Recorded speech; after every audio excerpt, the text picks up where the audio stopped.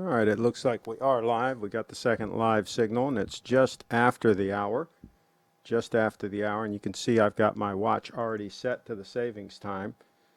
So that's how that works. And I'm going to go in here and make sure I can find this in the chat. Make sure that we got the audio working.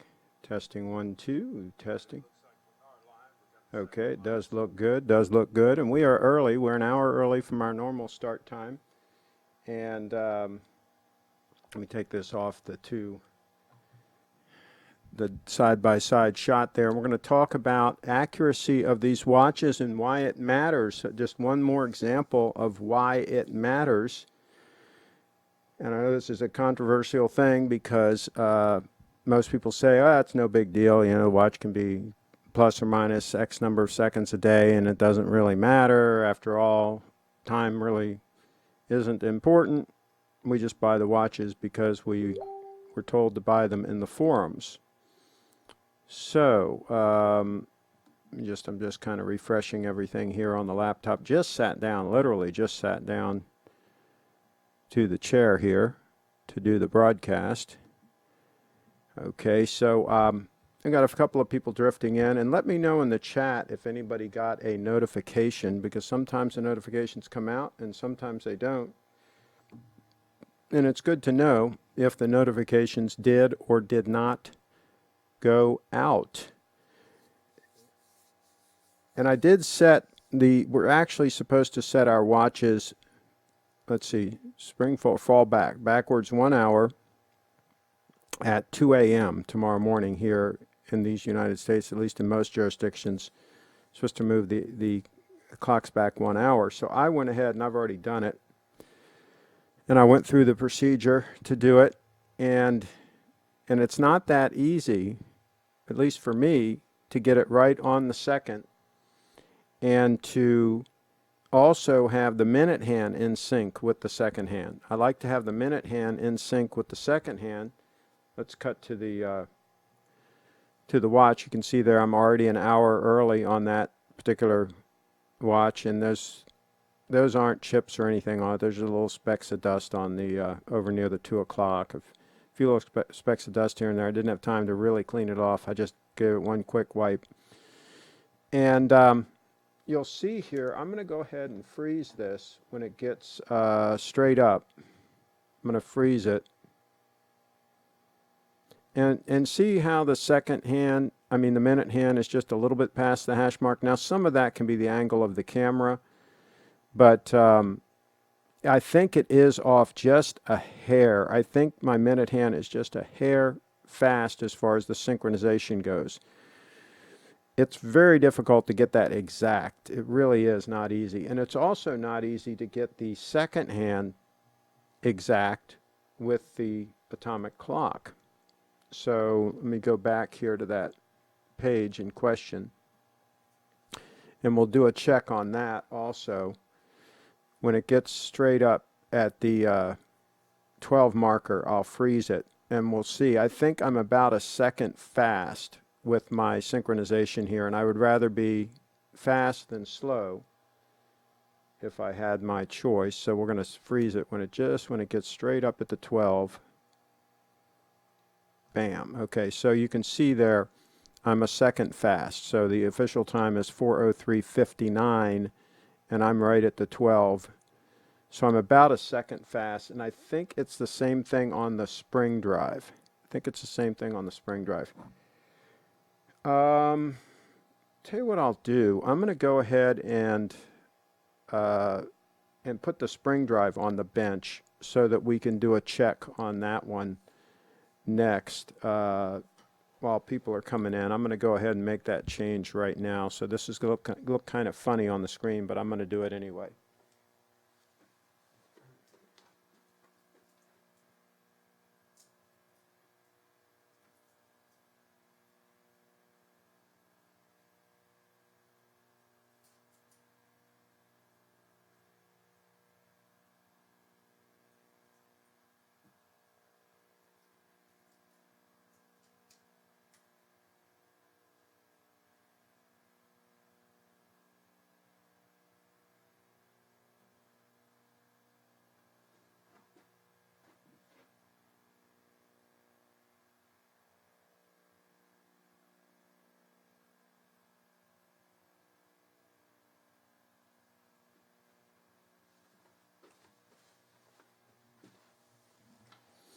Okay, so now we got the spring drive stunner on the screen, and what we're going to do is we're going to do the same routine here.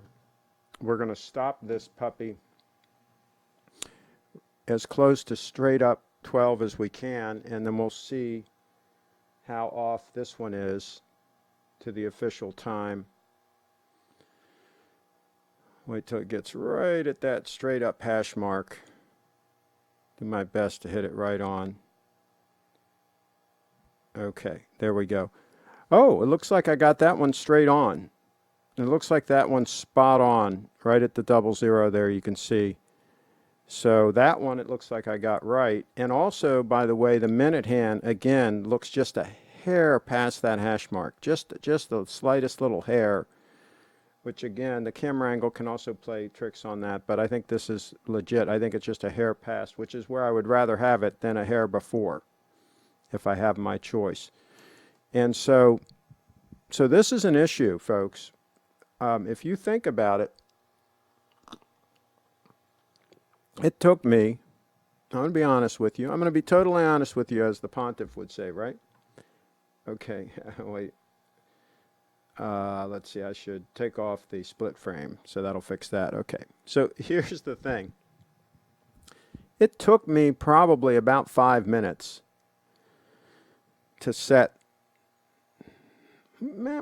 maybe both watches in 5 minutes, something like that. Oh, I should put that watch on my wrist. Hold on a second. Let me put the other watch on.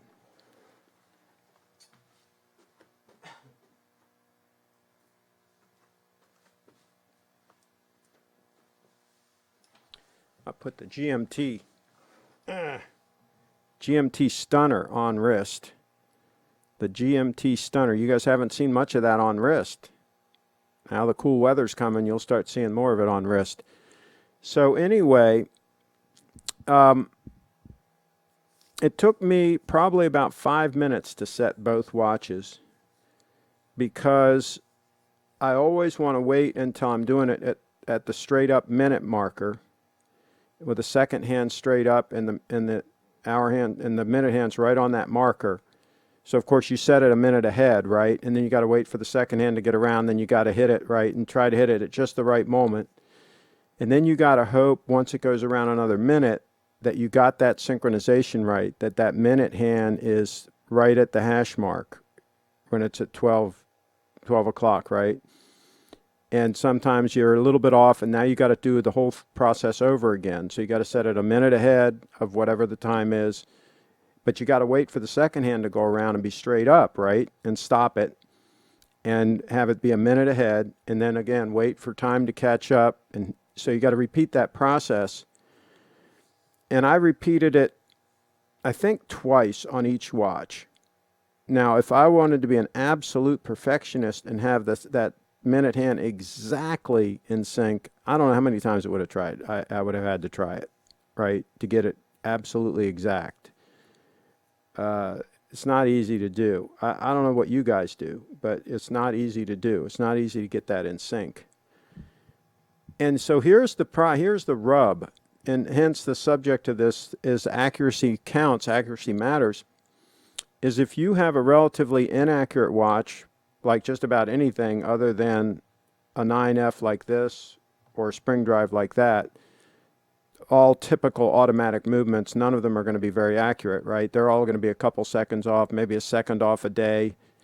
Maybe the best will be like a half second off a day, which means 15 seconds a month, which means, you know, you might have to go through this procedure once a month, right? Resetting your time on your timepiece. Maybe even more often than that, depending on how many seconds a day your timepiece is losing or gaining, and you're going to have to go through this procedure. And I, for one, have better things to do. So what's really cool about these two watches that I have in rotation right now is they're so accurate, so free. They were within a second from the last daylight. When we went to daylight savings time in the spring, I set them, and then today, before I made the change, they were still within about a second of the actual time. So in many months, they were still within a second, which is absolutely insane, but that's the truth. That's what they were. And so I only have to set these watches in the spring and in the fall because of daylight savings time. That's really the only time I have to mess with them and go through this procedure of making sure that they're accurate and making sure that they're in synchronization. So I'm pleased with that. And I'm kind of spoiled in that way. Used to be on my Rolexes, I'd set them about every 2 weeks. I'd have to go through this whole procedure. Now, the beauty of if they run a little fast, which mine did, I will not live with a watch that runs slow. I won't do it. But if they run a little bit fast, all you have to do with the Rolex is unscrew the crown, pull it out, stop it for X number of seconds, and push it back in, and the synchronization usually holds. At least that's been my experience with mine. I don't know if that's been the experience you guys have had with yours, but with mine, let's say it's 10 seconds fast, I just unscrew it, stop that second hand for 10 seconds, push it back in, I'm good to go again, right? And usually the synchronization holds. So that's, that's the big plus of having a watch that runs a little fast as opposed to one that runs slow. If it runs slow, now all of a sudden you've got to move that minute hand. You're kind of screwed. And so once you move that minute hand, now you got to go through the whole synchronization procedure to get everything synced up right. So let me think what else. There were a couple of questions and a couple of comments.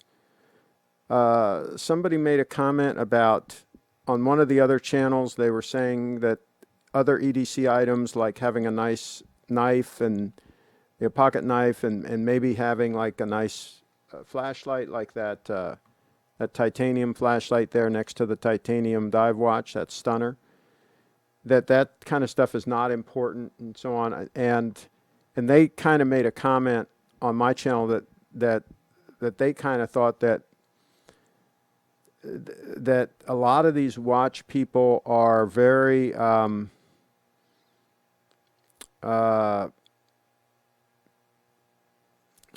how should I say, they're very myopic, right? They're only looking at watches and they're not looking at all the other accessories that you might want to have. And I've seen that in some cases. I've seen people that have, $50,000, $100,000 in watches tied up in steel Rolex sport watches, and then they're wearing like a $2 T-shirt, right? And I'm like, let's broaden our horizons a little bit, right? So yeah, I think there are other things other than watches, and that's why there are a lot of things that we talk about on this channel other than watches, and some people get all bent out of shape if I put up a video talking about anything but a watch. Heaven forbid, right? That I'm featuring something other than a watch. So yeah, I think there's a lot more to life than just the watches. And case in point, I'll give two examples here. I've talked about the timeless razors. And I shaved today with the aluminum one that they were kind enough to send me. And I'll tell you what, it works great. No, I'm sorry, I didn't shave today with this. I shaved last night with this. I shave in the shower with this one. I keep it in the shower, and at night I shower before I turn in, and I generally shave as well. And I keep this in the shower, and I was keeping the bronze one in the shower, and it's got a nice patina on it now. I was keeping this one in there. This one has a shorter handle on it, and I also have the stainless steel one, which is in the bathroom with the longer handle. But now I'm keeping the aluminum one in the shower and the stainless steel one I shave when I shave at the sink. So this one's kind of semi-retired right now. But anyway, the reason I bring this up is we're talking about high quality items, you know, you have to have more than just watches, right? These double-edged razors, there's some really cool ones out there, and these are made in the United States. Again, it's timelessrazor.com, timelessrazor.com. You can check it out. They're really cool. But here's the thing. On all of these kinds of things, you can also get some false information in the forums. And a lot of people talk about the heavier ones, like this bronze one and the stainless steel one's kind of heavy, that's the way to go because the weight, you just kind of let the weight of the razor do the work. And I was surprised when I got the aluminum one, and I actually shaved with it the first time. I was like, oh my gosh, this is so easy. With the heavier one, you have to kind of be careful. You have to take your time and kind of be careful not to cut yourself, right? Because of that weight and so on. Whereas this one, I can just wham, wham, wham, wham, wham. Yeah, I mean, I could just go at it, right? And I think it shaves just as good, but it's a lot more forgiving as far as, like I say, accidentally cutting yourself or anything like that. So I was super pleasantly surprised that this thing does a great job shaving. And it's like half the price, right? So that's a bonus. But that just shows you that everything you see in these forums, and including the watch forums, is not necessarily accurate real-world information.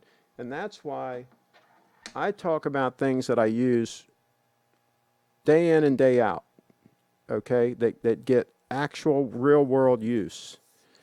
That's what we talk about on this channel. Japanese blades.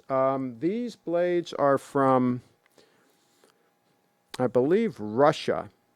These are Astra blades that I'm using right now, Astra. But I might try those Japanese, the ones you're talking about. I might try them. I do have some blades also that are made in the USA. I don't have the German ones. But these Astra blades are cheap. I mean, they're dirt cheap. And they're pretty good. They're pretty good. They were fairly well reviewed blades. Let me get the little box they come in. Hold on one second.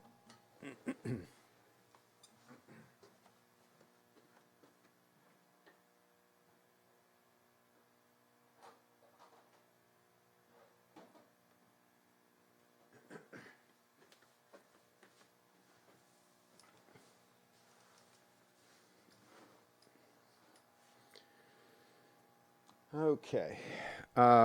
So this is the box that they come in, Astra blades. Try to get it on the close-up camera over here.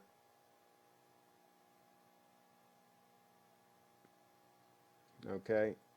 And they are dirt cheap. And then the Viking blades, these are made in the USA. Now, I have not tried, I know the ones you're talking about, the Japanese ones, I forget the name of them now, it escapes me. It shouldn't, but it does. But from what I've read, you got to be a little more careful about, you can cut yourself with them. They're really sharp. So I'm a little bit scared of those, but here's the Viking blades. I had had very good luck with both of these, with both the Viking and the Astras. The Astras are less money, and these do come from, I think they come from Russia or somewhere like that. Somewhere, former Soviet Union country, somewhere over there. So, but I've been pleasantly surprised, period, with the double-edge shaving. It's really gone well for me. I'm extremely pleased. Let's see what else. Let me refresh this to make sure we're not missing any comments. Everybody's kind of like off doing their thing. We don't have very many people tuning in to the broadcast. We had a pretty good turnout the other day when I did a live stream. I'm using Merkur from Germany. Yeah, there you go. Yeah, they're probably pretty good too, I would guess. And like I say, I've not had a bad experience yet. The only two I've tried are the Astra and these Viking. And the Viking are made in USA, which I do kind of like. I do kind of like that aspect of the. I might just get the Viking Blades again next time. None of them are really expensive. But I might try the Merkur. So today, I took a long, you have got me started on this, Steve. So you mean in the conversation now, or did I actually get you started on double edge shaving? Please clarify. And if I did get you started on the double edge, what razor did you buy? Let me know about that. Please, we need more details. But so today I went for a long hike with my Limer boots, talking about, you know, broadening your horizons and buying other high quality items than just high quality watches. Let me grab my Limer boot. And Peter Limer, I believe, Limer, Limmer, I think. These were customs that I had made in the late 80s, early 90s, and I tried to break them in when I first got them, and I was disappointed. They were really stiff. They were hard to break in, and I kind of gave up on them for a while. And then I read up more on them and so forth, and said, hey, they've really got a long break-in period. You just got to wear them, and you know, wear them a little each day until you break them in. And once you break them in, they're really comfortable. And so I finally did break them in properly, and man, they're right. They're super comfortable. But they are heavy boots. They're heavy-duty hiking boots, very supportive, great for the hiking around here, which is a lot of rocky areas and so forth. And so I really love these things, and I've taken good care of them over the years. I've got a couple of other pairs of high-end hiking boots, so they're in rotation with the other boots, so they don't get a ton of use, but they're in pretty good shape considering their age. But they are fantastic. They've got one seam down the side here, six rows of stitches, and that's it. There's no seam in the back. It's all one piece of leather other than that one seam. So they're pretty amazing boots, and I just got back from a nice long hike in them. So yeah, buy other, excuse me, get closer here. Buy other high-end items and enjoy them. And I'm a firm believer in not having a lot of junk laying around and trying to buy quality items. Somebody told me when I was much younger, a wise person told me, they said, you know, if you always buy quality items, you'll always have quality items. In other words, don't surround yourself with junk, and I think that's good advice. I'd rather do without than have some junky piece of junk laying around. So there's that. Let's see here. Merkur shaver, and yes, you started me on it. Okay. And has it been working out all right? Taylor of Old Bond Street Avocado Shaving Cream. There you go. What should I pay for a day date like the one you used to own from the year 2000? That would be an 18238 probably. Now, about middle part of the year, around May or so, they went to the new, the 6-digit one, right, with the solid center links, and then around 2003 or 4, they changed the clasp. So there were a couple of transitions there. But if you're talking about an 18238, what should you pay? If you're going to get a high quality one owner unit that's not been polished, that's in all original condition, a complete set, in really good shape with not much bracelet stretch, if at all, really good shape, I think you're going to have to pay upwards to $14,000.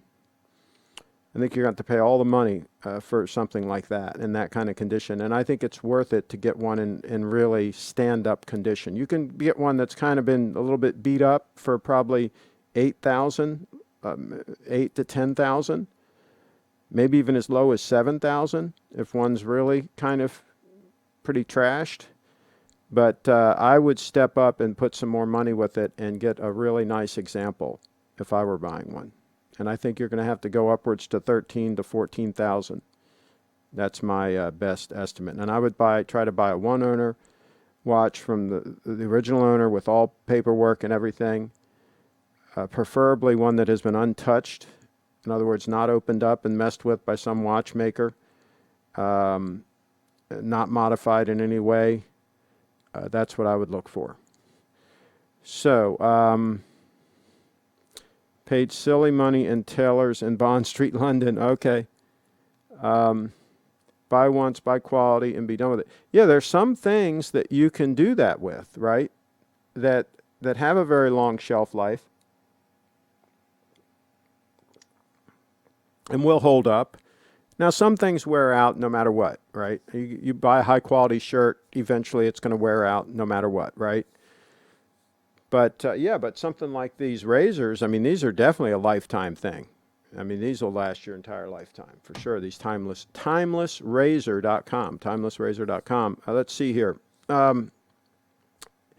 Any love for AMG Mercedes? Much better visually and light years better than the stock. Yeah, I would pass on the Mercedes. I would go Lexus. If you want to buy a high quality luxury car that's not going to give you a bunch of trouble and all that, and that's going to be a joy to own, buy a Lexus. Do yourself a favor. That's what I would recommend. Don't ask Craig about any Mercedes. You won't like his answer. Yeah.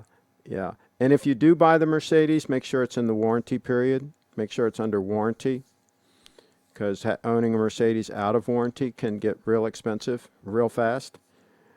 Same thing with BMW. Same thing with just about any luxury car except for Lexus. Lexus, you just get in it and drive. You don't worry about it. 14K or so. Okay, thanks. Yeah. Yeah, and Kyle, if you can find one that's really a jumping up and down beautiful example and you can get it for 12, get it. Get it. But personally, I'd want a real good example of it. Oh, somebody retracted their message. Okay, well, there you go. Let's see. Oh, somebody else asked. These people are funny. Oh, by the way, I'm going to talk about Steve and his shows. Steve, the other day, did a show, and somebody commented that we should get rid of Steve off the channel. They don't like his voice, right? And I went back to them. I chastised them. I said, listen, if you're not going to say something positive, just don't say anything at all. That's not a very nice thing to say, right? And he responded, and I said, if you persist, I'll block you, right? And he responded back, well, I don't care. I'm just telling you the way it is. You should get him off the channel, blah, blah, blah. So, of course, I blocked him, right? So, I mean, the fastest way to get blocked off this channel is to say something about one of my guests, right? I have a little bit thicker skin, but even me, I mean, you'll still get blocked probably, but, I mean, you'll get a little more leeway with me, right? But you say something negative about Steve, or you say something negative about Brianna or Audrey or anybody else, any of my friends, and you're going to get blocked right fast. Yeah, so if you want to get blocked, just say something negative about Steve in the chat and see how quick you get blocked. Because he's a good guy, and I like him, and we're not going to stand for a lot of that kind of nonsense. That's how that works. No Lexus, no Lexus. Not even on the luxury spectrum. Hey, they're fantastic cars. And I like the older ones, though, more than the newer ones. Like, I'd get a LS 460 sedan. I mean, they're fantastic. I like the LS 430, personally. I think the LS 430 is awesome. And you can get them pretty damn reasonable. Get a little old lady one, garage kept with real low mileage. Right? Do yourself a favor and run that puppy. Craig, do you think Steinhardt watches are the settling, and what do you think about Toyota are settling? I don't know what you mean by that with Steinhardt. And what do you think about Toyota 4Runners? The 4Runner's okay. If I was going to get a four-wheel drive Toyota, I would get a Land Cruiser, but it's going to be a lot more money, I guess. So maybe a 4Runner, yeah. But the Land Cruiser is just freaking awesome. Awesome, man. Acura is also a great luxury car. Yeah, Acura would be a good move, but I think Lexus is a step up from Acura personally. Should have gotten yours. Kyle Jet in the house. Lexus is a fair, superior car to own long term. Is a far superior car to own long term than Mercedes. Well, yeah, of course. Lexus gets zero respect in my circles. Even teen drivers are rolling C-Class. Well, maybe you need to hang out with a more intelligent circle. That's what I can say about that. Yeah, you might need to change your circle. And C-Class is barely a Benz. Yeah, I would pass on the C-Class altogether. If you're going to go Mercedes, if you're going to take it up the kazoo like that with a Mercedes, go all the way, man. Get an S-Class and take it all the way, man. Just bend over and let them just have at you. Get an S-Class and take it into the dealer and ask them to, service it. They'll service it all right. Get yourself a Maybach, you can buy them cheap. You can get a Maybach, a 10-year-old or whatever Maybach. Sometimes you can buy them pretty cheap because the person has gotten the quote from the dealer to have it fixed. And they said, oh, no, we'll put it up for sale. And they'll take almost anything you offer them for it. Yeah, get a Maybach, with the Unreal seat in the back and everything. And just be sure that you're full of liquor when you take it in to have it serviced, right? Just be drunk as a skunk, because when they hit you with that bill, you're going to need a little bit of medication to be able to go along with the program there. Let's see. Steve has a nasty voice, but who cares? Doesn't mean he isn't a good person or a good deal. I don't think his voice is nasty. His voice isn't nasty. Come on. That's a little bit harsh. Craig, Lexus is great in terms of reliability. If it's performance and sport you're looking for, they don't compare to BMW and Benz. Can't argue that. They don't even offer. I don't need a manual transmission to be sporty. Jeez. And they drive great. They handle great. You're not going to lose me. If I'm trying to follow you and you're trying to lose me and I'm in a LS 430 and you're in a 7 Series BMW, you're not going to lose me. You're not all that. No, I don't. I'm not buying it. I'm not buying it. No, I don't need a manual transmission in a car like that. Now, if you want a manual transmission, get yourself a 911. Get yourself the appropriate vehicle to be tooling around with a manual transmission. Get a 911. Get a Porsche. But again, if that puppy gives trouble, just be ready to take it, because they will give it to you. And some Porsches, depending on the year, you got to watch it, because some of them had real issues. So some of those years you can buy pretty cheap used, right? Because people know they have issues. And I'm talking expensive issues to fix. So do your research on those too if you're going to buy one of those puppies. You buy anything German and just be ready to take it. Let's see here. You need some more disposable income. It's much more fun and gratifying. No need to worry when you have factory warranty. Yeah, you got to have a warranty on those cars. Exactly. You need disposable income because you will be putting a lot of money into any Euro car. I will admit that they drive very well. A Lexus drives great too. My LS 430 sedan drove freaking great. Get one with the active suspension and stuff. I mean, they're fan-freaking-tastic. Hey, if you really want to take it up the kazoo, right, get yourself, what was it, a 140 class Mercedes? Remember those big S-Class sedans that had the dual windows and stuff? The side windows are like dual pane. Buy one of those puppies, man. With the V12 in it, right? Get one of those, get an S600, a 140 class, the big one, the big sedan. Get that one with a V12 and take that puppy into the dealer and tell them to make it right. Just be ready to put a second mortgage on your home to make it happen. Or a first mortgage if you have no mortgage. I hope you have no mortgage. I hope you guys are not carrying a mortgage. For God's sakes, people, pay off your freaking homes. Lexus F line is laughable compared to AMG and M. Again, I mean, if you want a straight up sports car, get yourself a Porsche. If you want a luxury sedan, get yourself an LS sedan, like any Lexus LS sedan. Now, I don't like the looks of the newer ones that much. I'd get the LS 460 or LS 430 personally, but you get an LS sedan, and they are freaking awesome.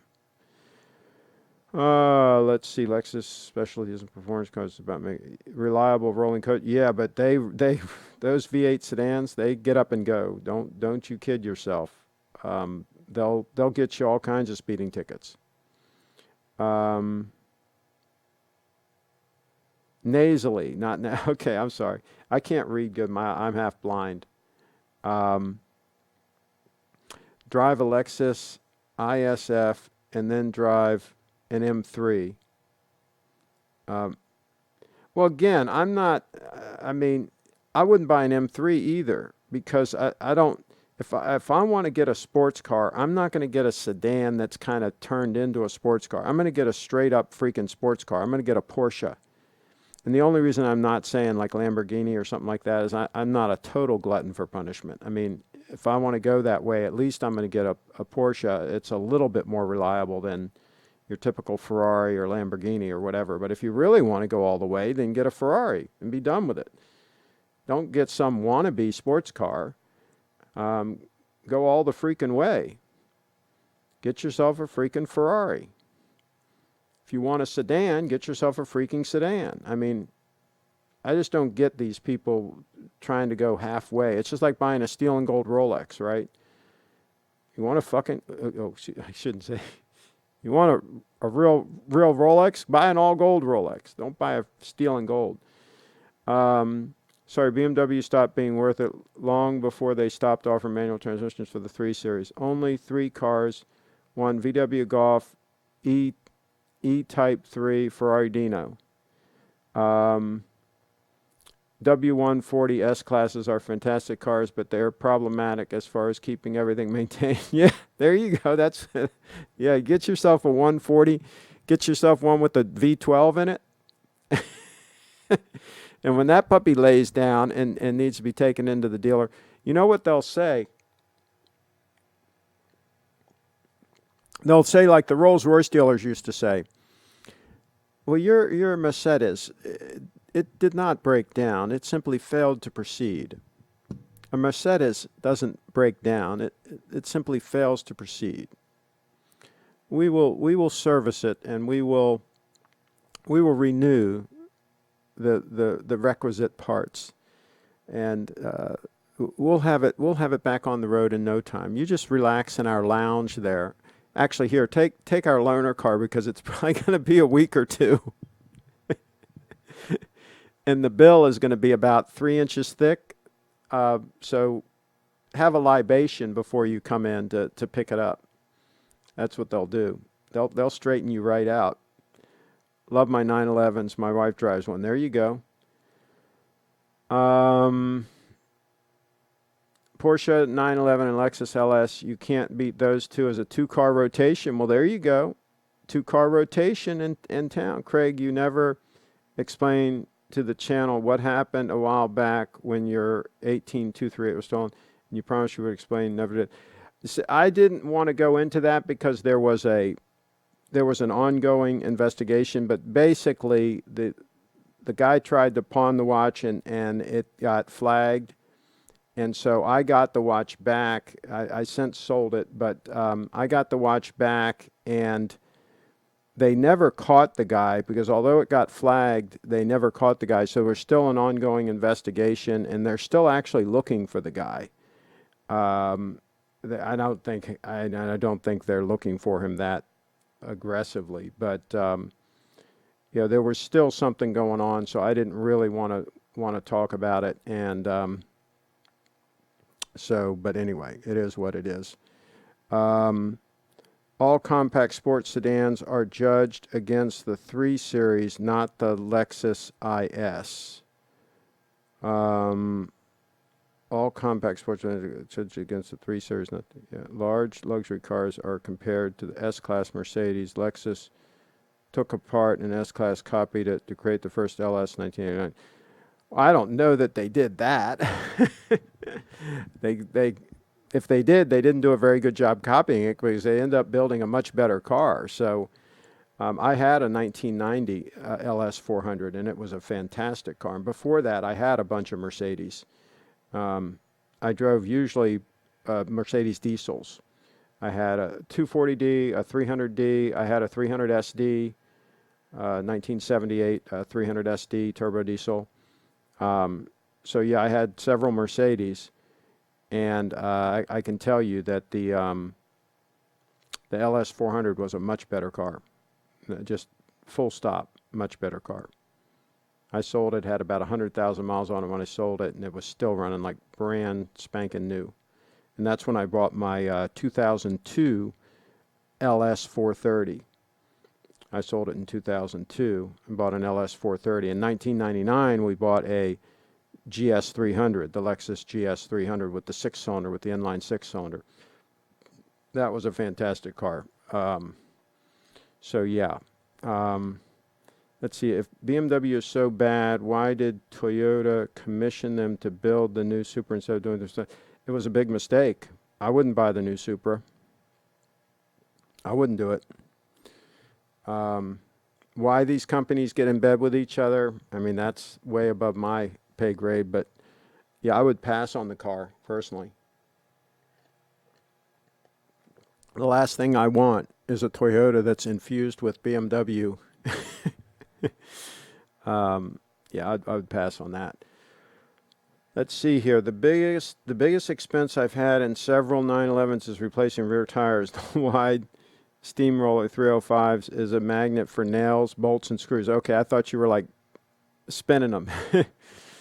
I'll tell you, I drove some 911s back when I was working at the dealer in 1979, 1980-ish. Trying to think. Yeah, that was about the year. And we were driving them hard. I mean, we drove those 911s and some 930 turbos. We pushed those things so freaking hard. I mean, they're pretty strong cars, I can tell you. We beat the hell out of those cars. And I drove later on, I drove a 1986 944 turbo from Texas back up to the D.C. area, and ran that thing hard. And that is a heck of a car. That was one heck of a freaking car. 1986 BMW 944 turbo. That thing was freaking awesome. I'll tell you firsthand, freaking awesome.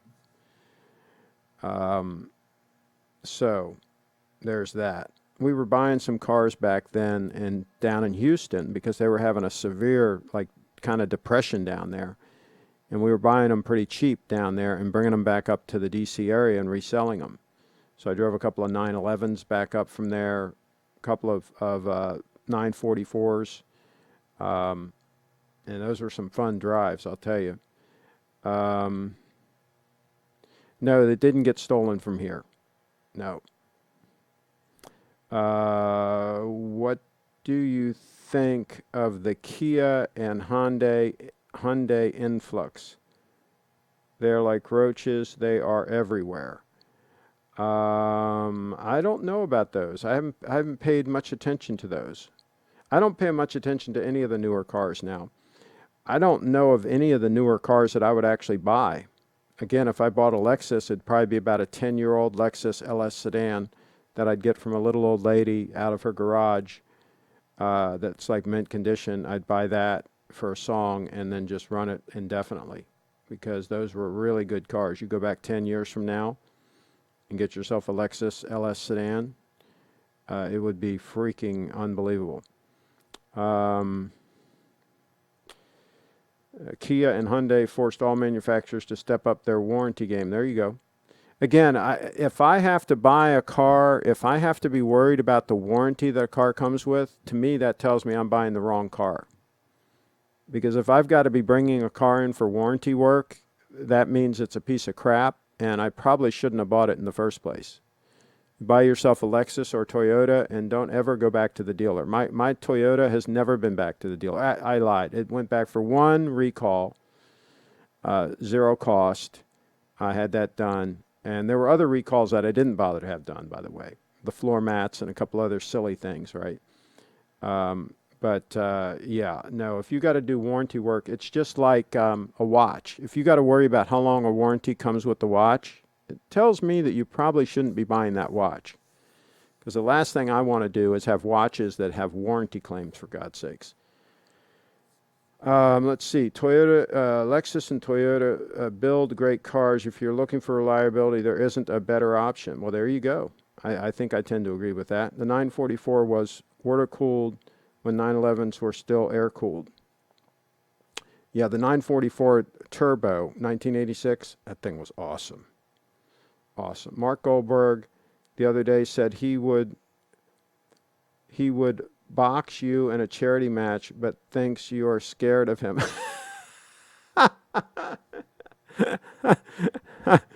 Oh boy.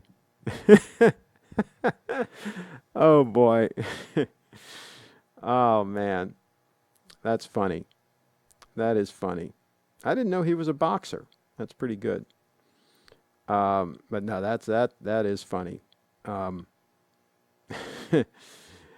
I love Mercedes and Porsche, but if you told me to own one out of warranty instead of Lexus, then the answer would be firm no thanks. Oh man. We're dumping a little bit on the Germans. I don't know. I don't get it. And I got a buddy of mine that does a radio show. You ought to know. He's a real expert on cars of all types. I mean, he's just a genius. He ran a shop for many, many years. Dave Serio is his name. Dave Serio. And, what would you like to know about shoot. Dave Serio? My damn phone thought I was saying the S word. But anyway, he's a freaking genius, right? And I asked him, I said, what is going on? Why are these German cars, why do they have so many problems? And why is Toyota just like unbelievable as far as reliability? And he told me that Toyota is just super, super strict with suppliers that supply their parts. That they spec out, really high quality parts, and they have like zero tolerance for suppliers that send them like substandard parts or have any kind of problem, that they're just, insane about it. And that it's just basically they use better components, and there's some better designs and different things. And like, for example, the Land Cruiser is designed straight up to last 20 years. I mean, it's just designed that way. And so, he said it's just a whole different ball game with those cars. And it's pretty amazing, that these other cars can be more expensive and they can't get this stuff right. It's pretty mind-boggling, but it is what it is. Let's see. I love Mercedes first. Okay, I already read that one. Goldberg boxed professionally for years. His face shows the wear and tear. Well, if he boxed professionally, then I guess I'd probably have to take him out real quick. I probably wouldn't be able to like fight fair and like box him or anything like that. I'd probably just have to, get him in some kind of a chokehold, right? And just I might even have to just snap his neck, and just take him out real quick. So, and that's usually the way I take out adversaries anyway, is I just take them out real quick. They don't even really know what hit them. So, yeah, but I like Mark. He's a good guy. I wouldn't want to hurt him, and I certainly wouldn't want to, hurt his pride. He's a very prideful guy, so wouldn't want to do that. German car manufacturers don't make cars reliable long term because they don't have to. Their customers usually buy their cars and throw them away after 3 to 5 years. Interesting. Land Cruiser is unfortunately getting discontinued. So sad. I'm not so sure about it. I think those are rumors. I don't know that it's getting discontinued. I think those are rumors, but it might happen. I have a Toyota old style with lots of space in the back. The new ones are made for people with no legs. Okay. BMW will make a reliable modern car before Toyota discontinues the Land Cruiser.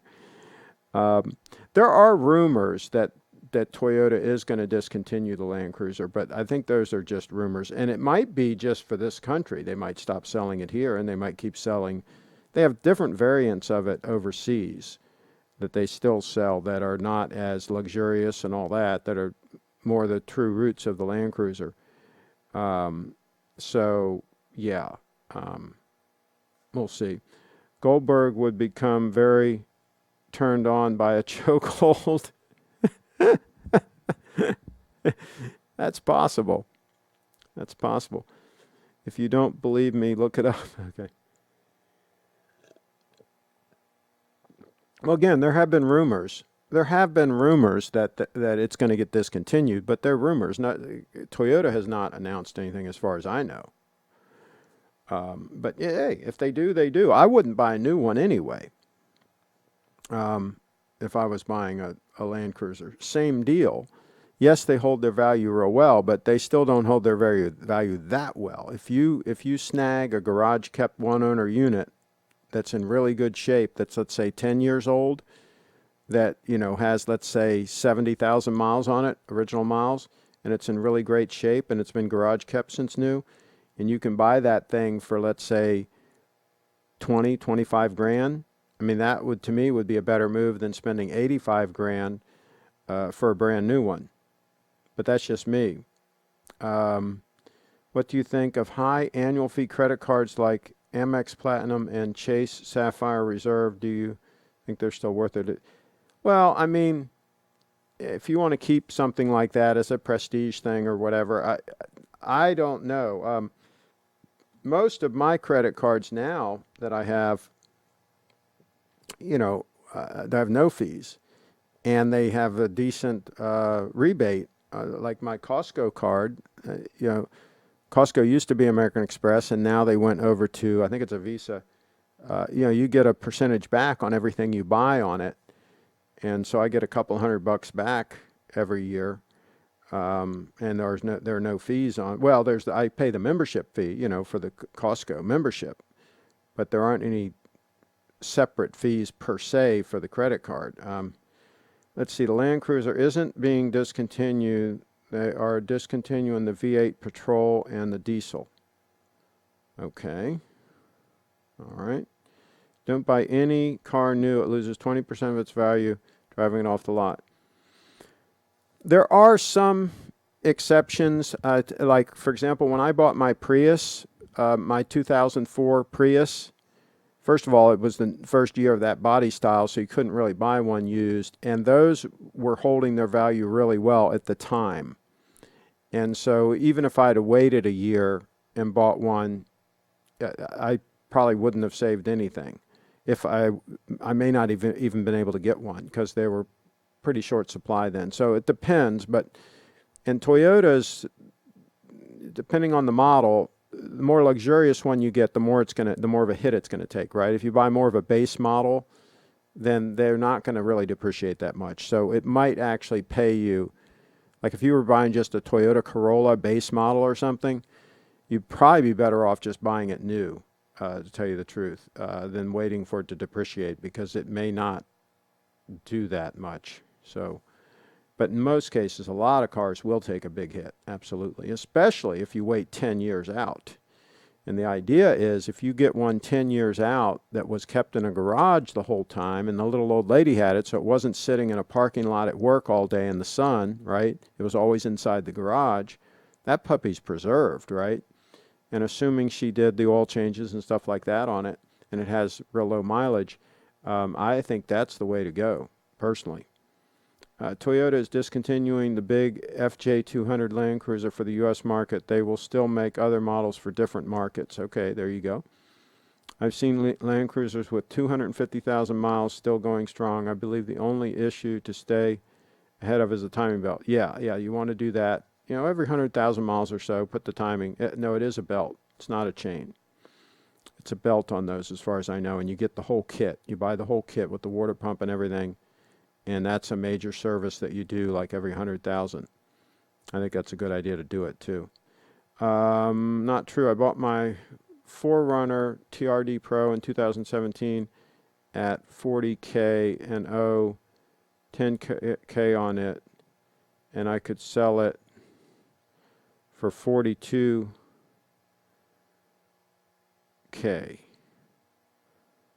Okay. Bought my Forerunner in 2017 for 40K and owe 10 on it, and I could sell it for... Okay, so he's saying that that one went up in value. Okay.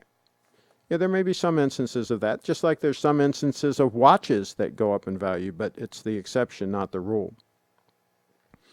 Let's see. Just like Steel Sports Rolexes, yeah, that's what I just said. They're Rare TRD Pro, and the minute you going up for sale, you get a buyer. Yeah, I would probably sell it and pay off that 10 grand, and I would never borrow money again. That's what I would do. I don't borrow money, but I'm just kind of funny that way. Oh, by the way, somebody else asked, and they asked on Steve's show, why they would ask on Steve's show and not my show. They asked how I met Brianna, right? First of all, as if Steve would know, and second of all, even if Steve did know, as if he would tell them. I don't know where these people, come up with this stuff, right? If you want to know how I met Brianna, I am in motion. I'm a guy in motion. I'm out making things happen. That's the way it works. I meet a lot of people. And I have no problem with meeting extremely attractive females. I do it often. And as far as females that I get involved with, by definition, they're generally extremely attractive. Otherwise, why am I going to waste my time? Okay? And people say, "Oh, that's so shallow to be concerned with looks and all that." Okay, call me shallow. That's okay. It doesn't bother me. Yeah. Hey, I found this over the years to be true, that extremely attractive females are no more high maintenance than homely females. Okay, they can both be a pain in the neck. They can both be high maintenance, right? So if you're going to put up with all the issues that come along with a female friend or companion, they might as well be like extremely attractive. That's my take on it. So, yeah. Okay, call me shallow if that makes me shallow. I wear attractive watches, right? I mean, why shouldn't I have an attractive girlfriend? Why wouldn't I do that? I think that should be the question. So there's that. And by the way, when you approach an attractive female and you make your move or whatever, right? Your chances of success are pretty much equal whether she's extremely attractive or she's not. And in some ways, in some instances, your chances are even better if she's extremely attractive, because a lot of guys are scared to approach her and don't even bother, right? And so you might be the only one that approaches her. You're in this setting where there's 15 girls around and one's like just stunning, just a stunner. And nobody's going up to her and approaching her. And you're the one that goes up and approaches her. She might say yes. You got about the same chance. So I say go for it. So let's see. Craig, what do you think about the FG Cruiser? I don't like the visibility out of them. I don't like a lot of these newer cars where they did the stubby windows. You know, they made the door line real high and the windows are small. I don't like that look. I don't like that's why a lot of the newer cars I'm not a big fan of, because they've done that. I think some of them done it for safety reasons or whatever. I'm not really sure why they raised the belt line like that. But they've even done it on some of the Range Rovers, which the thing that was really cool about the Range Rover was, you sat high and you could put your arm out on the door and the door was kind of low, and they had the big windows so you could see everything all around, especially when you're off-roading. You really want to be able to see your approach angle and all that. They were really great about that, and they've kind of screwed that up on some of these models. So there you go. Still better to buy cars in cash rather than finance them if you can help it. Yeah, I wouldn't finance anything. I'm just a police officer, so I can only do so much. I try to make as many good deals as I can, but I can't just pay off everything at once. Haha. So, well, you sell the truck, you can pay that off. Absolutely. Craig, at our firm, which is a major and Wall Street investment firm, we give our clients an American Express Platinum card and reimburse them for the annual $500 fee, another advantage of investing. Those have a $500 fee? Wow. Interesting. I didn't know they had a $500 fee now. Wow. I guess I'm not going to get one of those anytime soon. Unless I become a client. Maybe I'll become a client. What was that, Craig? Did you say an unattractive Royal Oak offshore is high maintenance as an attractive paddock fleet? That's a perfect synopsis of what I said. Absolutely. Somebody says life is too short to date ugly women. I'll go ahead and show that. What the hell? This is a politically incorrect segment right here now. Oh boy, that's terrible. That's terrible. Anytime I see a far girl in leggings or something they shouldn't be wearing, I say that's a house without mirrors under my breath. Okay. My good friend is a police officer, makes $100K with full benefits and works 3 days a week. Didn't even go to college. When he retires, he'll make 90% of his highest salary for the rest of his life. That's not bad. That's not a bad deal there. I do pretty well for Florida. Best thing about it is that nice pension at the end we get. Oh, you get 100%. Whoa, okay. Problem with being a police officer in California is the departments have a big pay disparity. San Jose Police pays very well, but San Diego Police pays the lowest in the state. Yeah, but San Diego's great weather.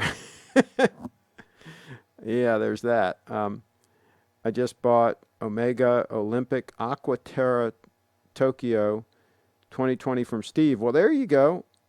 Only 2020 were made, a very attractive watch, and Steve gives a very attractive price. I am very satisfied. A lot of Aries going on in there. All right. 2 big thumbs up. Let's do a time check here. Look at that stunner. Look at that secondhand. How stunning is that? It's been a while since the spring drive has been on the bench because it's been on my wrist. But there's that puppy just smoothing around. Just smoothing around. It never gets old. It never gets old checking out that second hand. And look at those titanium. Look at the titanium hour hand and minute hand. Titanium with that little brushed look to them. Pretty freaking amazing.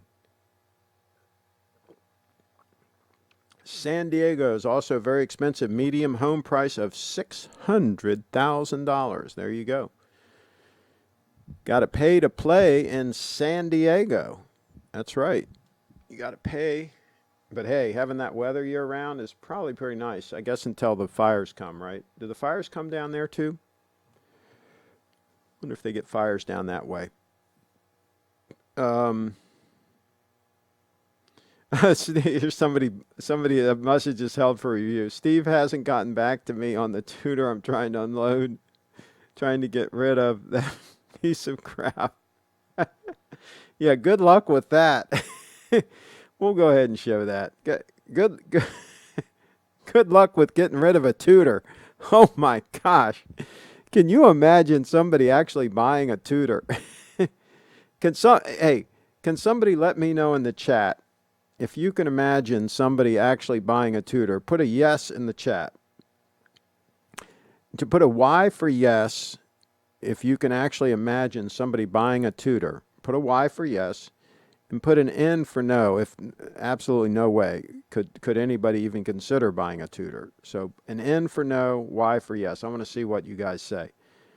Craig, I timed my Submariner for 1 week, even having data points to show it's running at plus 0.01 second for 1 week. I think Rolex has stepped up its game. Well, some people get a much more accurate watch. I mean, my spring drive is much more accurate than the specs say. That thing was only like plus 1 second after like 5 months. I mean, so some watches, you get lucky and you get a really good one. And just thank your lucky stars. I mean, you did good. Absolutely. Some people get lucky. The fires come down here, but usually in the East County where the mountains and brush begin. We have brush fires, but they don't propagate as much as here. Okay, Craig, Tudor or Steinhardt, what would you pick? Well, my gosh, the Steinhardt you can get for a lot less money. You can get a Steinhardt used for like $500. Maybe you can get a Tudor for that. I don't know. But if I'm going to waste money, I'm going to waste less money, and I would buy the Steinhardt. Absolutely. But I really would not buy either. For the kind of money you can buy a Steinhardt for, you can buy the SBDC007 Shogun. You can buy the Seiko Shogun for that kind of money, and that's what I would buy. Why for me? I like the Black Bay 58 and the Pelagos. Oh no, please no. We got a Y. I've got another Y. Oh my gosh. People are buying Tudors. What has ever happened to this world? There's so many better options out there, guys. I got hoodwinked on the thing. The salesman confused me and told me all this stuff about being a lower end Rolex. This is like people that buy Bcash, Bitcoin Cash instead of the real Bitcoin. They're told it's the new Bitcoin. Yeah, good luck with that working out. 4-1 or TRD Pro and a Submariner, winning combination for Officer John. There you go. Absolutely. Abso-positively-lutely. Yep. There you go. Can you tell us more about your Pelagos? Okay, Tudor Pelagos is a great dive watch. I'd pass on that. Yes, I'm actually lucky. Walked in the dealership as soon as they brought in the TRD Pro, and they gave me it. And with Rolex, I walked in the AD and I was able to get the sub right away. No list. There you go. Craig, didn't you own a Stein? Yes, I did, and I've since sold it. I did a review on it. It's on my channel. I was impressed. The watch was decent for the money. I wore it for a little while, but I sold it and sold some of those other watches. I did some reviews on several dive watches during that time frame, and some of them were pretty good. So, yeah, but then I kind of sold those things and never looked back much. I mean, some of those watches are okay, but yeah, I'd pass on most of them at this point. I'd be cautious about recommending the Shogun 6015 it has a very hit and miss long-term reliability. Mine was great. I wore mine for a couple of years. It was great. Now, it wasn't very accurate. I mean, and I was straight up about that. It was not a very accurate watch, and that's why I got rid of it. So you're right. I mean, it's not that movement is probably the weak point, but it's so comfortable on wrist. It's in other in all other aspects, it's a really cool watch. But yeah, it's not very accurate. But some people don't care that much about accuracy. Now, as far as it not being a reliable movement, I haven't heard that. I thought they were pretty reliable. But when you say long term, I don't know what you mean. Decades? I mean, how long do you mean? But yeah, I don't know. But I would still buy that over a Tudor, and then invest the rest of the money. The difference, I just invest the rest of the money and make some money on it. I own a 1955 Tudor Ranger with a Rolex Oyster case and crown. It's 64 years old. There you go. Maybe you can get some good money for it. I would dump that puppy if I could get some money out of it. Craig, can you show the photo of the Omega Tokyo 2020 as a screenshot? I need your opinion on that. Steve showed one on his show. Let me see if I can pull one up here.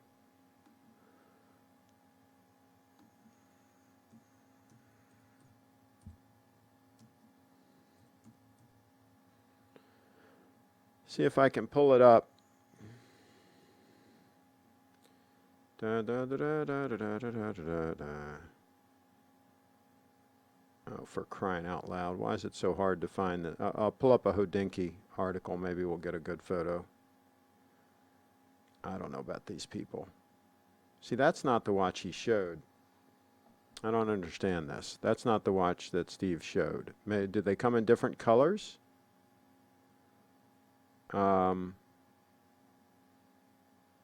Is that the watch in question? He showed a different color watch. Now, does this also come with the bracelet? So that would be my question. Can you get the bracelet for it? Because I would definitely want the bracelet. I mean, that's a cool watch. I like the solid hands as opposed to some of the Omegas have skeletonized hands, right? I'd have to see it in person, but I mean, my initial impression is it's kind of cool looking. I like Omegas. Some of them are a little bit on the thick side for what they are, in my opinion, but some people that doesn't bother them. But in general, I like Omegas. I'd have to see it in person, though, to really know. Let's see here. No Tudor for sure. Get a Seiko, somebody says. I think Steinhardt is for people who want a Rolex but can't get one. Then when a real Rolex owner walks into the room, they hide in the corner. I'm not so sure they would do that, but you know, in the real world, out there in the real world, my experience is most people don't give a damn what watch you're wearing. That's been my experience. Unless you're wearing a gold date 8, then they really notice it, and it does have an impact. But all these other watches, all these steel watches and stuff like that, they don't have any real impact on people. I have a Tudor black band pillow, goes very satisfied with them. Okay, Craig, should I sell my Panerai and buy a Grand Seiko? I'm guessing that the Panerai market is pretty soft, but yeah, if you can get some decent money out of the Panerai, I would definitely step into a Grand Seiko. I mean, there's no doubt I would get a Grand Seiko. They're freaking awesome sauce. I'm glad your Shogun ran well. Craig, several people I've heard of had their 6R15s Seiko fail on them after only a couple of years. Well, I had mine about 2 years, so you know, maybe I got rid of it at the right time. Mine ran slow, you know, and that is something that I will not put up with, and so that's one of the reasons why I sold it. If it ran a little fast, that would have been better than running slow. Craig, would you own a Rolex Pepsi or the new Batgirl? Yeah, absolutely. Yeah, we've talked about those on the channel. Those are a fantastic all-arounder because they're nice and thin. I think they're about 11.7 mils thick. Correct me if I'm wrong. And the Jubilee bracelet is gorgeous on those watches. They did soften the lugs a little bit. I'm convinced of it. I don't think the lugs look as ugly as on a Submariner. And I think the Jubilee helps out with that as well. But yeah, either one of those would be a great all-around one-watch solution for somebody. Absolutely, they would be.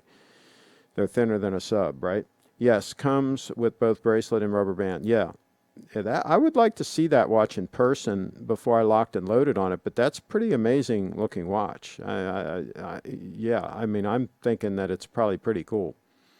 At work, we arrested a guy who would meet people to buy their Rolex, and then he would put his hand under the table and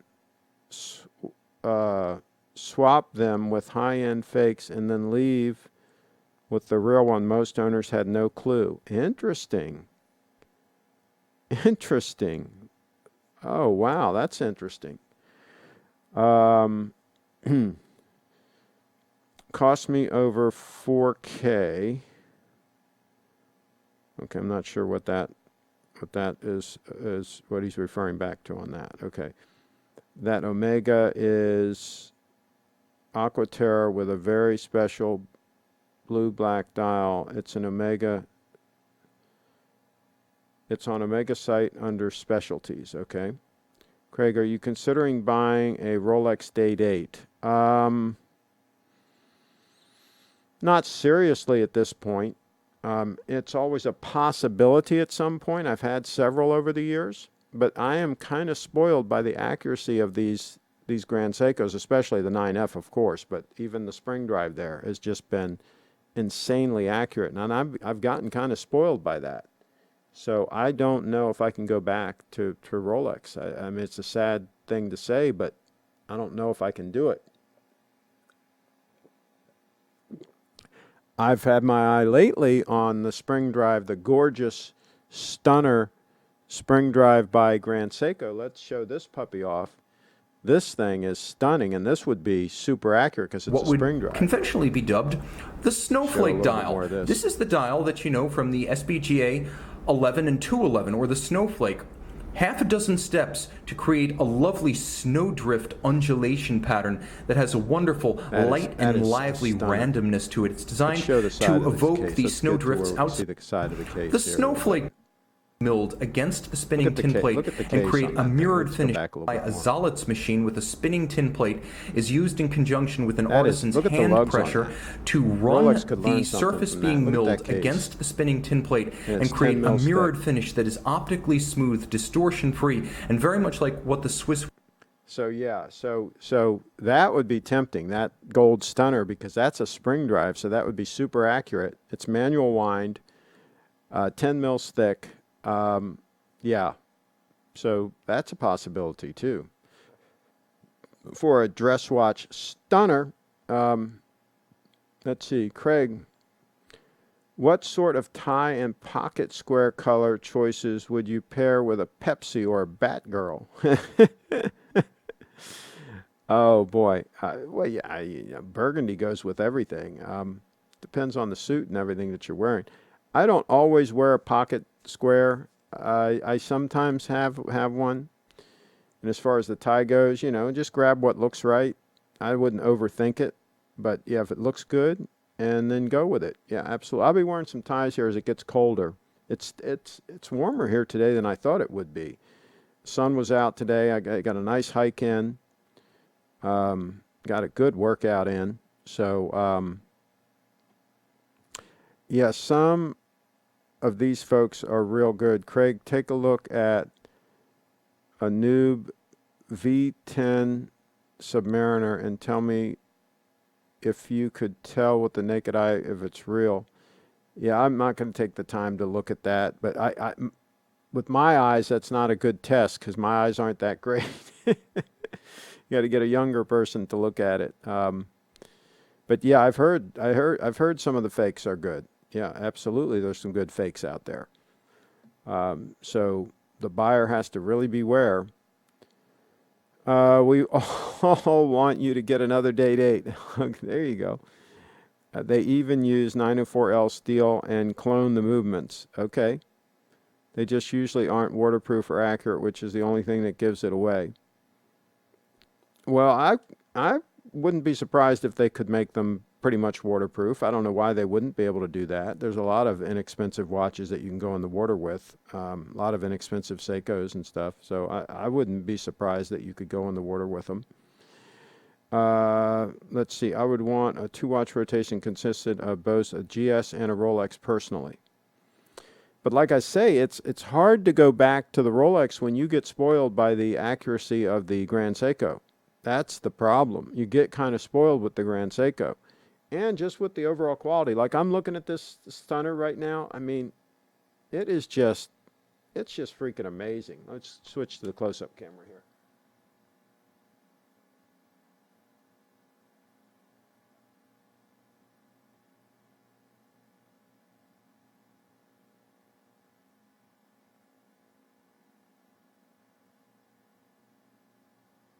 I mean, it is just, the watch is just freaking amazing. It just fits beautifully on the wrist. The bracelet is super comfortable, nice and flat to the wrist, the clasp. I mean, it's just amazing, these watches, especially for the money. This one was only about $3,000, and it's just amazing what you get for the money. Let's see here. But why doesn't GS put that gold stunner on a bracelet? Good point. Good point, Kyle. Good point. I've told them that they need to do that. They need to start coming out with some of them on a gold bracelet. We'll see what happens. We'll see if they do that. It's hard to beat the day date for value. I'll grant you that. For what you get for the money with a day date, there's nothing that can touch it. As far as the looks, the overall quality, the bracelet, everything. I mean, it's just a stunning watch, and it's a super value if you look at it. If you compare it to just about anything else out there that's all gold like that, there's nothing that can touch a day date, in my opinion. So there's that. Craig, referring to the SBGY002 you just showed, you don't seem like someone that would be happy with a manual wind watch. Well, see, for dress purposes, I think that would be pretty cool because, again, you just wind. There's no screw down crown, so you just wind it up. You'd have to set the watch, obviously, but yeah, I think that'd be pretty cool for a dress watch. I think. There's no reason for me to have an automatic dress watch because I'm not wearing it often enough to keep it running, right? For an auto wind watch, in my opinion, you have to wear it almost every day to keep it going. Otherwise, what's the point of having the auto wind, right? Because you're going to have to wind it up when you start it again anyway. So if you're just wearing the watch occasionally, manual wind to me is the way to go because you're going to wind it up anyhow, right? And that one's got the power reserve indicator on the back, so you can certainly tell how much power's in it at any given time. And it's going to be super accurate. It's a 72-hour power reserve, so if you're wearing it for several days, you know, you only have to wind it every couple of days, you're fine. I'd have no problem with that for that particular use case. So, but for an everyday watch, absolutely I want an auto wind, you know, for like that one right there. I mean, if I'm wearing it day in and day out, absolutely I want auto wind because I don't want to be unscrewing that crown, right, unnecessarily. But see, the dress watch, it doesn't have a screw down crown, so that's a non-issue. So yeah, depends on the use case, but I think that one would be fine for that type of thing. If anyone is looking for a deal on a Tudor, I'm in Wyoming. Another bad decision. Oh, jeez. Keep excellent accurate time. All of them are adjusted in 5 positions. I have 2 and they're excellent. Okay, this is a Damasco, I guess. GS seems to have one person who knows what watches people want. Some of their watches are hideous, Invicta level hideous. Craig, take a look at the Invicta Sea Hunter 70mm if you want to laugh. I have no doubt Invicta has some ugly watches. And I will tell you, I'm the first one to tell you that there are quite a number of Grand Seikos that I would not own. I mean, they make some watches that I would just absolutely not buy. But I can say that about just about any brand, including Rolex. I wouldn't buy anything with a super case, starting right there. But Grand Seiko does, fortunately, make some stunners. And all I need is a few. I don't need them to make everything they make be attractive. All I need is, you know, something like that diver. This, what I call an all-around, and especially for travel use, heavy use watch. And then at some point, a a dress stunner. I think that would be a perfect combo for me, for my use cases. So that's where we're headed with all this. Please show the channel, haha. Sea Hunter 70 millimeter. All right, I'll try to pull that up.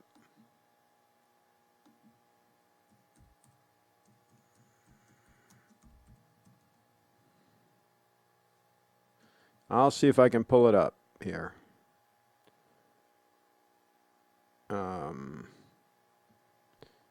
Here's one on eBay. Let's see if they've got a decent picture before I cut to it. Okay.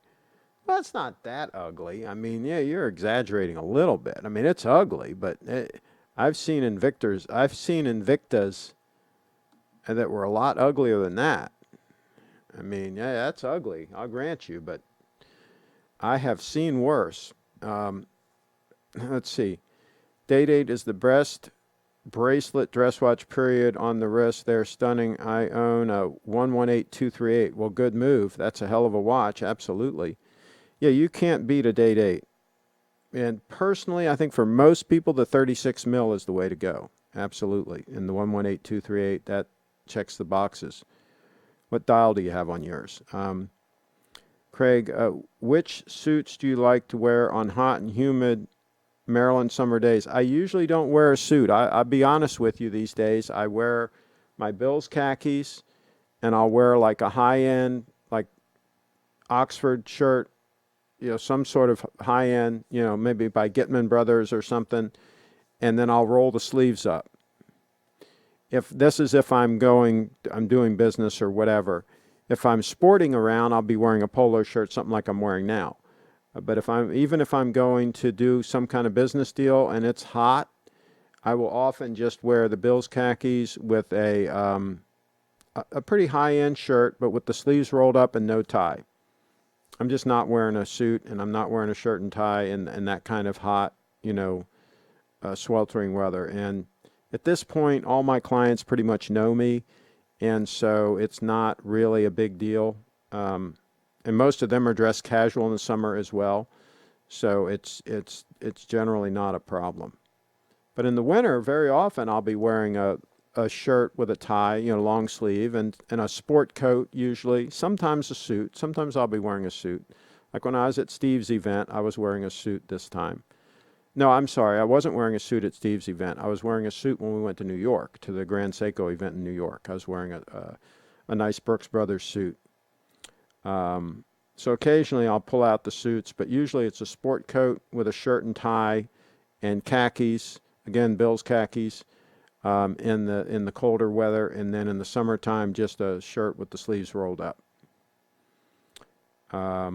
Here, I'll pull up a photo. I'll give you an example. I'll see if I have a photo here. Oh, there's Brianna. The lovely Brianna. Follow her at briefitdance.com. briefitdance.com. And yes, she's pretty freaking awesome. Awesome. Okay, so there's my little ad for Brianna. Now let me see if I can pull up a photo of moi that shows the way I dress when I'm out and about. Let's see if I can find any.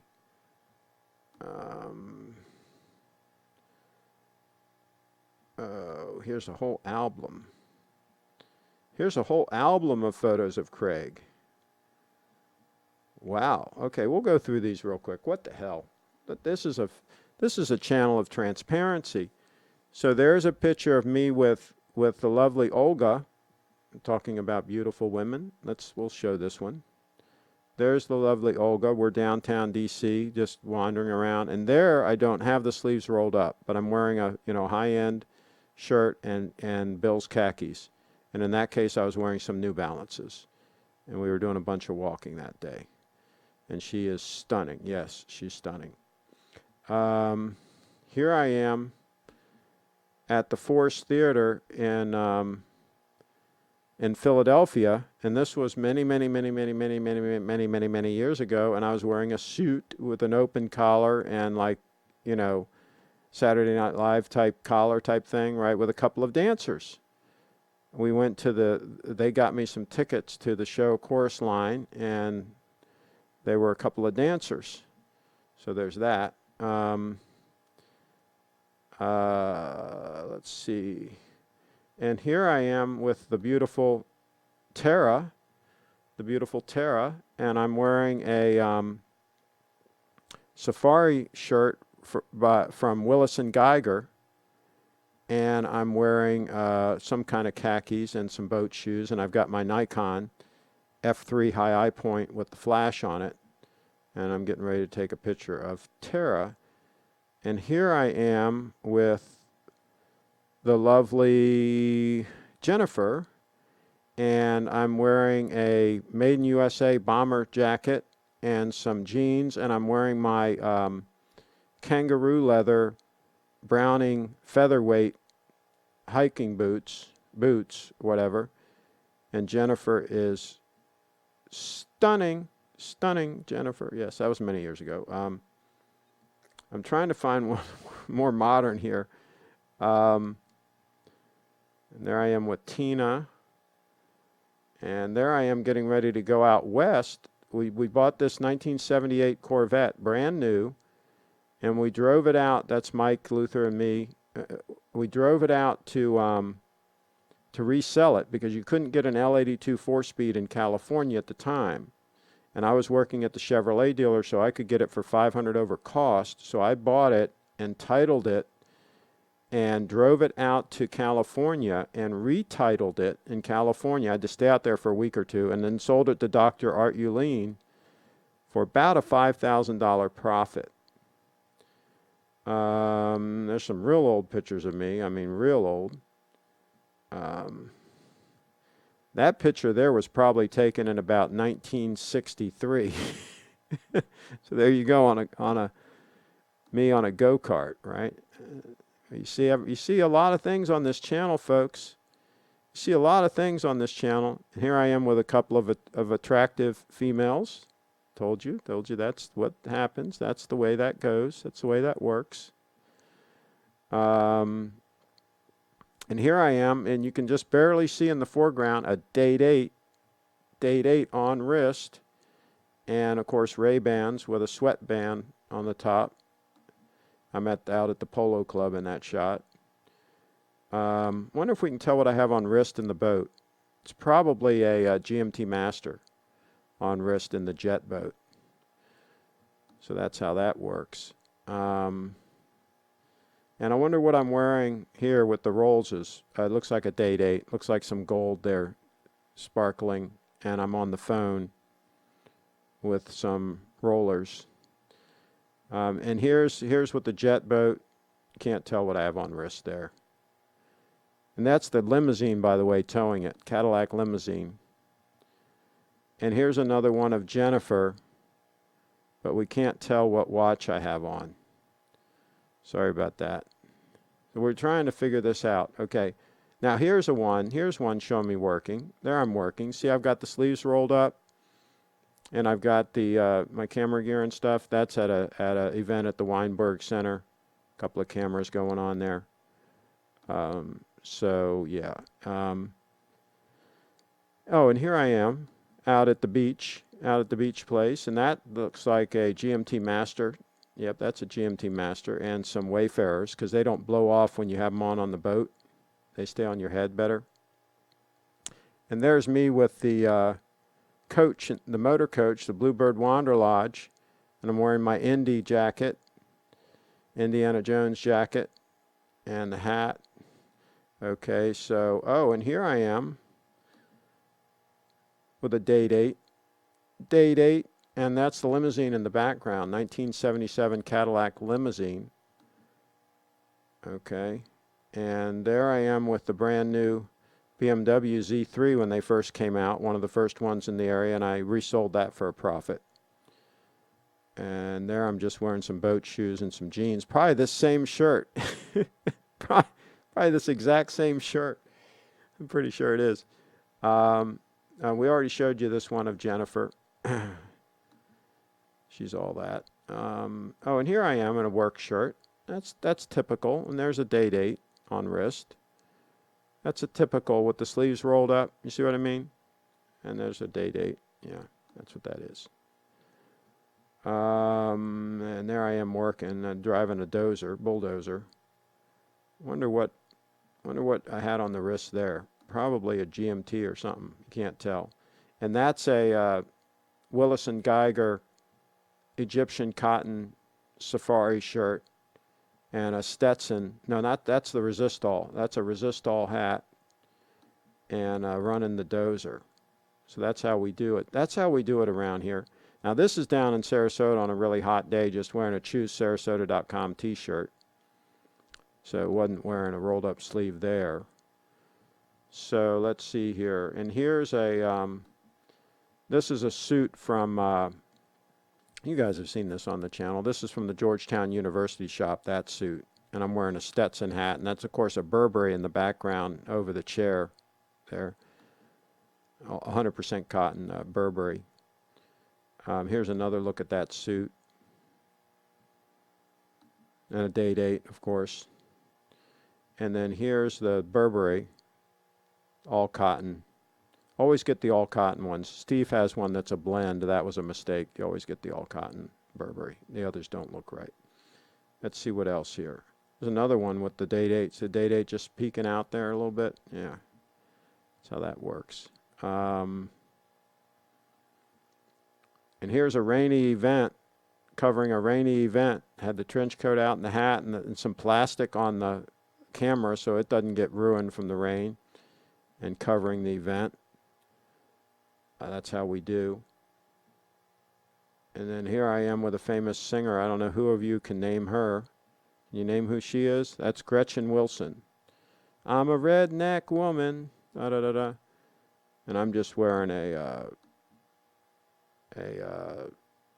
tweed jacket, right? Okay, so that's, I don't know how much more is interesting here. I haven't really, of course, going back in the day, here I am wearing a Madras cotton sport coat and at the polo club there. And talk about attractive females. There's some more. Jeannie was the blonde there. She's gorgeous. And that's a Lincoln Mark V that was brand new. So that kind of dates things a little bit. It was brand new at the time. Let's see what else we got going on here. That's my book, The Best of Everything. There's that book with a beautiful, beautiful Italian young lady. I forget her first name. That's terrible. I forget her first name. She's gorgeous. Absolutely gorgeous. Yeah. No doubt she's gorgeous. Let's see what else we got going on here. I think, is that it? Oh, here's the Corvette, 400 miles from Los Angeles. The next roll of film I put in the camera, I didn't load properly, and all my LA photos were no good. When I thought I was advancing the film, it wasn't advancing. I don't know if you've ever had that happen. That was back in the film days. That pissed me off. It was a 36-shot roll of film, and none of them came out. Anyway, that's that. I haven't been watching the chat. Okay, let's see. Little trip down memory lane there. What suits do you wear? Okay, so I read that. A manual winder is thinner, no rotor, even better as dresser. Yeah, it's only 10 mils. I sent you an email. Somebody sent me an email. Okay, let's check the email. I'll check the email. Invicta Photos.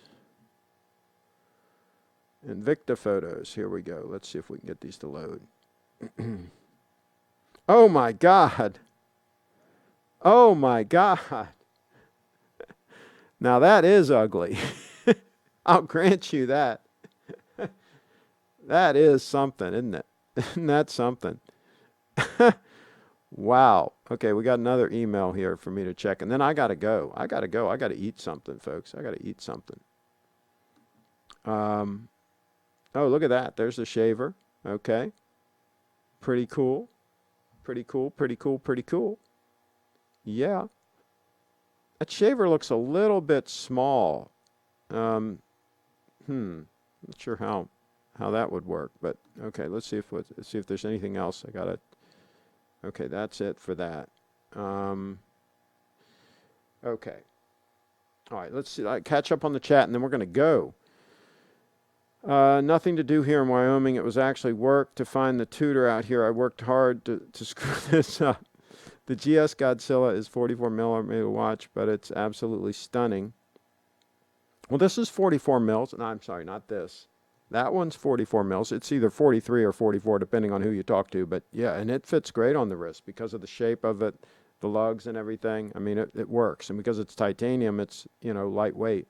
So it works. It works. Champagne gold dial, 118238, 2006 full set. I'm the second owner, never been polished. Cool. Well, that's 2006. It's got the newer clasp and everything on it. Yeah, that sounds cool. Good move. Yeah, don't let anybody ever polish that puppy. Hook me up with a job on the force down there in Florida. I'll hook you up with this Pelagos deal. There you go. Craig, you're right. Accuracy is the most important thing on time measuring instrument. In addition to it's very positive with waterproof and allergy friendly light metal titanium case. Well, there you go. Attractive watches, attractive cars, attractive women. Craig's living the life here, not hoarding watches and safes and complaining about their exes. Oh, that's funny. Yeah, I actually do have an ex-wife, and she's fantastic, and it was, we're still very good friends. So if you ever do that wife thing, just make sure that you have a real good prenup, and more importantly than that, that you help her out along the way, and that she comes out of everything better off than she was when she came in, and then everybody will be happy, right? If you help people and help them improve themselves and improve their station in life, generally speaking, they'll be happy with you. Now, if you harm them or trash them or otherwise derail their what they want to do, derail their mission, or otherwise interfere with what they want to do, then they're not going to be happy with you. I think it's as simple as that. When you come into somebody's life, if you are a positive influence on them and you help them achieve their goals, whatever those goals are, and obviously you shouldn't get involved with them if you don't agree with their goals and where they're going, what their direction is. Like, for example, with Brianna, we talked extensively about what she wants to do, what her goals are, and so on, how she wants to build her brand, what help she wants from me, so on and so forth. And so that we have a very clear understanding, and so that we can move forward and everything is cool, right? So communication is important, having your goals set and under-promising and over-delivering. It's the same thing with business relationships. Personal relationships are really the same deal. If you over-promise and under-deliver, it's not going to go well, right? I think. But if you under-promise and over-deliver, then usually people are happy with the situation. Thanks. Have a great dinner. I will do that. Absolutely. Don't forget to subscribe, click the bell, and give a thumbs up. Craig, when are you coming to Florida? That's a good question. I would love, if it gets cold here, I will probably be headed down. But I've got issues here with the business that I'm trying to work out, and it's an issue. It's a problem. So anyway, some things have to be worked out before I'm free as a bird again. So I'm going to terminate this. I'm going to eat something really good for dinner. I have in mind what I'm going to have. And it does involve a sweet potato and some other things. But thanks, everybody, for tuning in. And have a great rest of the weekend. I might do a show tomorrow. I'm not sure, but I might. And in any event, Steve has promised to be doing some more shows. And please show him some support. And we get Brianna doing some more content. Please show some support for Brianna. She's a very nice young lady. Marriages for the week. Now, if Bree were willing to take a trip down the aisle, another story. Absolutely. She's pretty much all that. You most certainly deliver words of wisdom. Well, thank you. Have a good one. Whatever happened to that Sam guy you hired? Did he? Yeah, he was all hat and no cattle. Unfortunately, he just. And unfortunately, it's very unfortunate. A lot of the younger folks are like this. They just don't want to go out and do the work. They talk a good game, and I don't want somebody that I got to hold their hand and I got to go out and basically do the work for them. Because I'm too old for all that, right? I don't need all that, right? I need somebody that can do what they say they're going to do, that says, okay, I'm going to go out and I'm going to talk to X number of businesses a day. I'm going to sign up X number of businesses a day. This is what I'm going to do. And they go out and they do it. I don't need people that like I say, overpromise and underdeliver. And unfortunately, he just couldn't deliver. And he also didn't have the support of his wife, which is always doomed. You're doomed to fail if you don't have the full support of your significant other. You're doomed right from the start. So yeah, that's a shame that he did not work out, because he could have done really well. He ended up with some really nice clothes. I bought him some really nice clothes and some nice shirts and stuff. So he ended up with some nice outfits to use in whatever he chooses to do next. Girly men in 2019 are willing to let women have all the say in relationships. I'll keep wearing it for a bit. It just disappointed me that people kept thinking it was an Invicta. All right, everybody, I gotta go. You guys are funny people today. But anyway, fun times. Fun times. Carry on, everybody.